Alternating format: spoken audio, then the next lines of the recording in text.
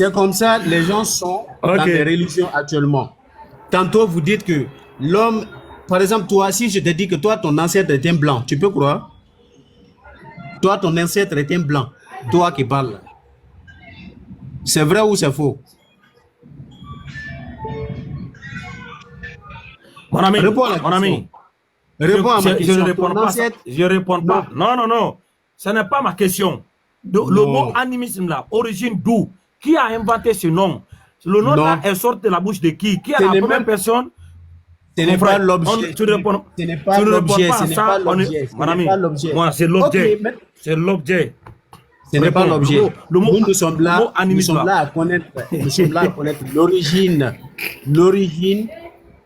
de l'animisme, de la croyance animiste, non pas l'origine du mot. Ça vient d'où? Ça vient d'où? Qui est le fondateur de cette idéologie? Il a fondé ça où? C'est qui? Qui est celui qui a institué cette idéologie? Animisme, kémitisme, c'est qui? Ça vient d'où? Mon frère, toi, tu n'es pas en mesure de faire un débat avec moi. C'est vrai. Ouais. Donc tu ne connais pas ton origine. Déjà, même quand je te vois parler, tu n'es pas bien ordonné dans ce que tu dis. Donc je peux tu ne connais pas ton origine, c'est ça? Donc tu pratiques une idéologie, donc tu ne peux pas tracer son origine. C'est que tu n'es pas attentif. Tu n'es pas attentif. Les gens qui sont déjà attentifs, et ils savent de quoi je me suis expliqué, de quoi je parle. Toi, tu suis seulement quoi? Toi, tu suis seulement. Moi, je suis musulman, le père fondateur, et par qui je connais le nom. Islam, c'est Mohammed. Je le connais. Qui est son père? Qui est sa mère? Qui est sa femme? Qui sont ses enfants? L'islam, c'est quoi? Non, laisse ça d'abord. On va l'islam, c'est quoi? L'islam, c'est quoi? Mon ami, c'est que toi, tu pratiques là. Qui est le père fondateur? Je t'ai dit, c'est Dieu. Ou bien tu n'es pas entendu. Tu veux que je te répète ça combien de fois? Ok, je lis, hein. Voilà. Animism, a belief system where spirit and presence are attributed to object and nature, is believed to have originated simultaneously across the globe, not from a single earth. The word animism itself, meaning breath, spirit, soul, and or life of animism, was formalized by Sir Edward Boudnet Taylor in the 19th century. Voilà ce qu'elle ne veut pas nous dire.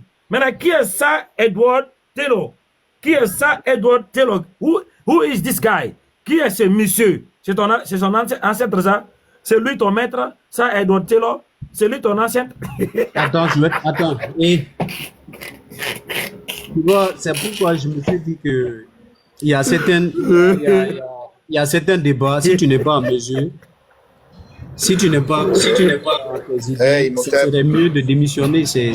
Imhotep, il va rien démissionner du tout. Il va rien démissionner. C'est toi qui devrais ouvrir les yeux et sortir de là-bas dedans. Non, si, jamais. Si, il t'a dit, regarde, il t'a posé une question. Elle était, Imhotep, il t'a dit, à partir de quel moment, quel est le premier être qui a sorti de sa bouche animisme ou anémiste? C'est même pas, écoute, après, c'est même pas un gars comme vous, ni de ta lignée, ni de ton sang, ni de ton rang, ni de rien à voir avec ce que toi tu fais. C'est même pas un gars comme toi. Comment s'il te plaît, Oustaz, tu peux répéter son nom, s'il te plaît? Non, regarde. Est-ce que vous vous comprenez d'ailleurs? Attends, tu vas comprendre. Est-ce que vous comprenez? Edward Bonnet. Ça, Edward Bonnet Taylor. Ça, Edward Bonnet Taylor. Bonnet Taylor. Taylor. Oh là là. Ça, Edward Bonnet Taylor.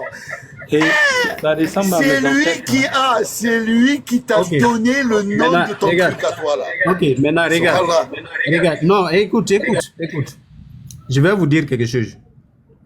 Vous dire que c'est lui qui a prononcé le mot animiste pour la première fois. C'est-à-dire déjà, vous confondez l'origine de la croyance animiste par rapport à l'origine du mot animisme. Moi, je ne vous ai pas dit. Celui qui a donné le nom animisme, c'est lui qui a... Donc, vous voulez dire celui qui a dit pour la première fois l'islam. C'est lui qui a inventé ce de l'islam. Regarde. Est-ce que tes ancêtres, ils savaient qu'ils étaient animistes? Mais regarde, est-ce qu'il y a une appellation? Est-ce qu'il y a une appellation dans ta langue? Dans ta propre langue? On te parle de ton animisme, là, de ton Imhotep, là. C'est toi Non, qui crois aux arbres. je peux pas. C'est parce que nous parlons en français. Écoute, Regarde bien. Français, Non, mais je te demande. Mais regarde, ma question, elle est simple. Est-ce que tes ancêtres, là, ils savaient qu'ils étaient animistes? Bien sûr. En quelle année le mot animiste est venu? Non, le mot animisme, c'est au 19e siècle. Donc, tes ancêtres ont compris qu'ils étaient animistes au 19e siècle? Non, vous n'avez pas compris. Ne confondez pas. Écoute, ne confondez pas la première prononciation du mot animiste qu'ils ont attribué à nous, les êtres d'Afrique qui avaient déjà une croyance. Les gens, ils n'avaient pas l'idée de comment appeler notre croyance. Ils n'avaient pas ce nom-là. Même quand je te dis tout de suite là, la croyance là dans ma langue, c'est ça, tu vas pas comprendre. C'est pourquoi je suis obligé de te dire que c'est de l'animisme. Parce que c'est ce qui est déjà reconnu mondialement. Et tu ne peux pas rester là à dire que non, c'est parce que c'est Taylor qui a, Edward Taylor qui a prononcé ce mot, donc c'est forcément lui qui a... Pourquoi c'est pas un de, pourquoi ce n'est pas un de tes ancêtres qui a donné un nom là, un nom à ta croyance? Mais est-ce qu'il y a une de mes langues qui est internationale? Est-ce que j'ai une langue qui est internationale? Donc ça veut dire que... Pardon? Est-ce que la langue que moi je parle, ma langue maternelle, elle est internationale? Ça veut dire que tes ancêtres, ils avaient le nom de leur croyance? Vous ne comprenez pas ce que je suis en train de vous expliquer. Vous ne comprenez pas. Donc, sœur Édouard, je sais pas quoi, là, de la Bonnet, là. Édouard, en fait, c'est lui. Ça, c'est lui. Au 19e siècle. Ah, c'est lui. En fait, c'est lui qui a donné. C'est lui qui a donné un nom à votre croyance. Sinon, vous n'aviez aucun nom. Vous croyez des arbres et tout, vous adorez des arbres et tout là. Écoute-moi, oui. C'est comme si moi tout à l'heure là, je donne à ce live qui est déjà en place là. Je donne un nom à ce live. Est-ce que cela veut dire que c'est moi qui ai lancé ce live? Mystique. Regarde, nous on est musulmans. Notre religion c'est l'islam. Je n'en disconviens pas. Votre religion, c'est l'islam. Mais même lui qui parle là, le camarade là, lui, il ne connaît pas l'origine du mot. Il ne connaît même pas ce qui signifie l'islam. Il ne connaît pas l'origine. Bien sûr, il peut ne pas connaître. C'est pas de ça qu'on parle. Mais pourquoi vous me demandez l'origine du mot animisme? Pourtant, c'est pas de ça qu'on parle. Non.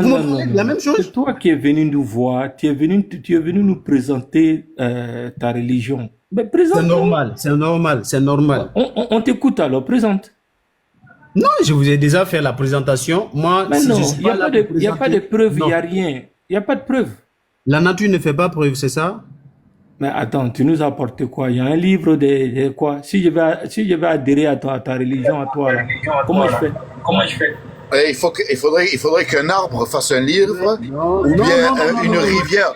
Il faudrait qu'une rivière fasse un livre, ou que la nature fasse un livre pour ça. Ah, donc vous croyez... Non. Non, il me dit. Donc, pour vous, il faut forcément écrire un livre pour qu'on vous... Il faut des preuves. Il faut des preuves. Attends. Tu sais quoi? Forcément un livre. Ali, tu sais Ali, quoi, mon frère? Ali, une minute, s'il te plaît. Ali, une minute, s'il te plaît. L'animiste. Écoute la question que Ali Koulibaly a posée. Oui, Ali Koulibaly te demande de présenter ta croyance. Présente ta croyance. Est-ce que tu as peur? Présente, tu crois en quoi? En quel Dieu? Attends, j'éclaircis et puis je me mute. Vas-y. Ali demande que tu présentes ta croyance. Tu crois en quoi? Est-ce que tu crois en la bouteille ou en une entité supérieure qui est créatrice du ciel et de la terre et de tout ce qui nous entoure? Présente ta croyance, ils écoutent. Donc, t'écoutes. Moi, je me mute. Ok, maintenant vous allez m'écouter très attentivement. Je vous explique. Ma religion vient de la nature. c'est une religion naturelle. Dieu passe, c'est par elle que Dieu passe pour s'exprimer, pour donner les messages. Déjà de 1, je vous parle. Je n'ai pas d'idole. Je n'adore pas d'idole. Je parle par la nature, de tout ce qui est naturel, pour transmettre le message, chose qui est claire et pratique. Et vous n'êtes pas sans savoir que nul sur terre ne peut dévier la nature et ses lois. Et c'est sur ces mêmes lois que les deux religions que vous pratiquez qui mettent de la confusion sur cette terre puisent leur inspiration pour vous donner des soumissions afin de croire que la nature qui vous voit tous les jours, qui vous donne vraiment ce que vous avez besoin, de saboter ça. Ce que tu dis là. D'accord, j'ai compris. À quel moment Dieu il passe par la nature? À quel moment? Non, je veux savoir. Attends, Origine, une minute. Quand Mystic Black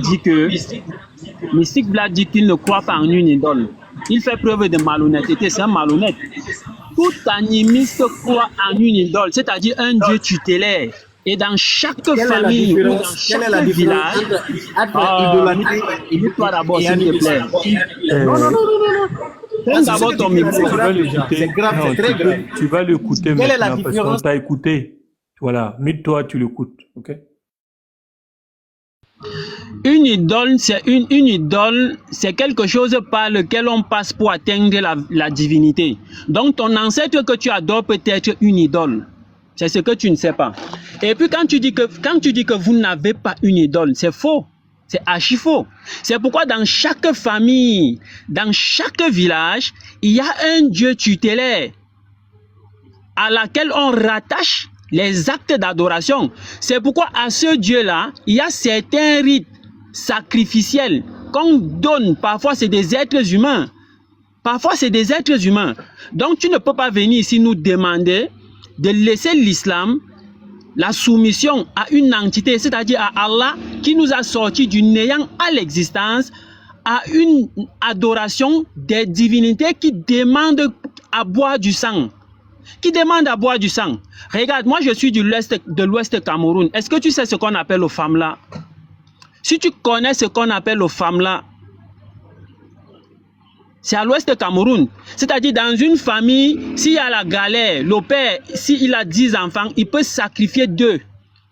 Il prend cet argent avec les pactes qu'il a signés avec le Dieu tutélaire, soit de leur village, soit de leur famille.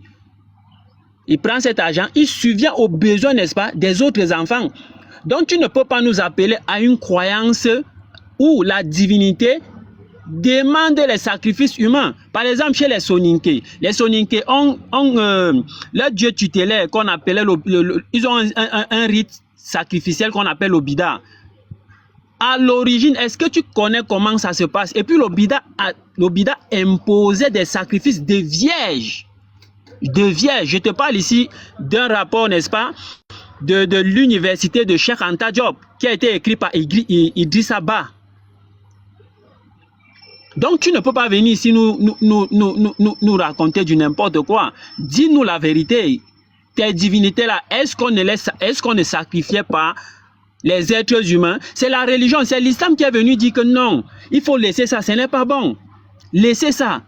C'est pas bon. Comment vous allez sacrifier une vierge, une jeune fille, toute vierge, toute jeune? Arrêtez ça, c'est des mauvaises pratiques. Et c'est ça l'animisme. C'est ça l'animisme.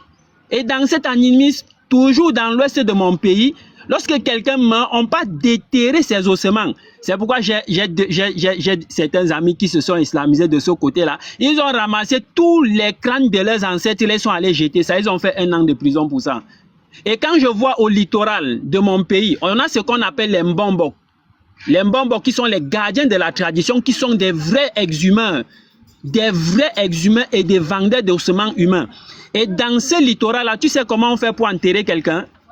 Parce que lorsque tu enterres ta personne, si tu ne scelles pas la tombe, on vient déterrer le corps et on fait des rites avec ce corps. Tu sais comment ça se passe?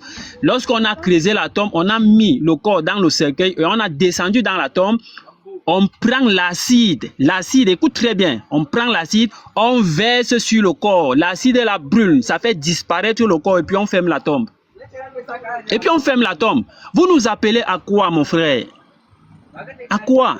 Donc sois plus explicite et étale bien ta croyance, parce que ceux à qui tu échanges avec eux, ce ne sont pas, c'est des gens qui